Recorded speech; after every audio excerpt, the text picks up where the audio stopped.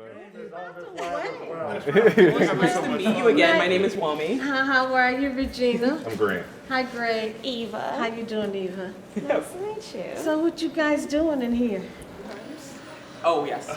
And so we're interested in the controls. There are other people that do design work. So this is like luxury accommodations, huh? Yes. 100%.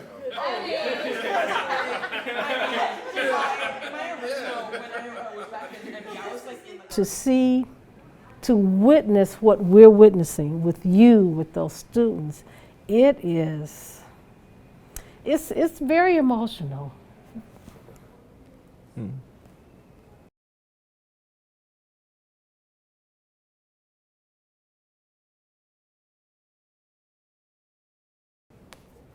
I was blown away. You talk about wanting to make things different for people of color. Imagine how that feels when we walked in to get the tour of our lab, and there's a black female undergraduate, there are 2 black male graduate students, and 1 completing PhD student who is talking about everything that's going on, not just in the lab, but in our building. I was literally blown away. Don't try to do that. I can't see it. You're trying to paint stuff. It's like, oh, no. We want to be supportive of young students being impactful in the future. Her father's scholarship that we endowed was really a catalyst for a new era of our foundation, because when Dean Gallimore assumed the position, he was traveling around meeting donors, and when we met him, that relationship started there, and it has just blossomed.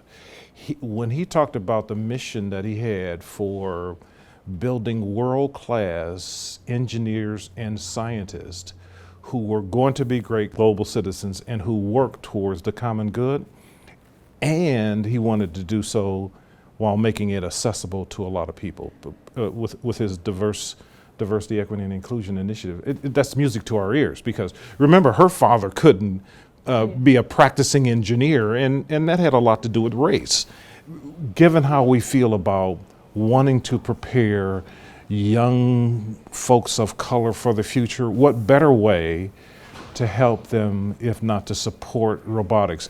Robotics is a natural fit for that, because where else does the future lie when you think about AI, machine learning, robotics, and that kind of stuff? The future is there.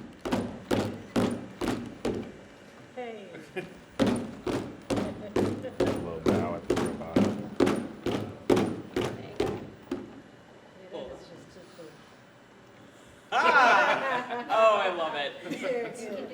Well, we're fortunate enough to fund the department chair of robotics, and I think it's the first of its kind in certainly top tier engineering institutions, and so we couldn't be more proud than to be able to have Dawn as the Ronald and Regina department chair. And to learn today how robotics almost is an umbrella field that so many other STEM fields fit into was interesting from the students, and to meet the first African American student that will graduate with a PhD in robotics was special today as well. Yeah, we like first, but we'd like for them to go away. I was told that we're the first blacks to endow a chair in the College of Engineering. That's wonderful. However, I would like there to be just a string of those. Our goal is for it to become passé, because there's just so many of them. Did you always know you were a smart kid? I think it was the teachers that instilled the confidence in me. It's my teachers that made me realize my potential. It was definitely not on my own. It was instilled by my parents, my grandparents, the people that I surrounded myself with, my friends, my family. So my father was born in Uganda. He moved to the USA because of a genocide that occurred there. And my mother was born in India, and she immigrated here for more education opportunities and more job opportunities, because my grandfather studied in India. He got an engineering degree, and he was able to practice engineering. And I saw firsthand how education has turned our lives around. Your parents allowed you to dream. You know, a lot of children of color, they don't. They're not allowed to dream like that. You know, their dreams are, if they have them, are so limited, you know, and boy, can you imagine not having a dream? I mean, that almost translates to hopelessness.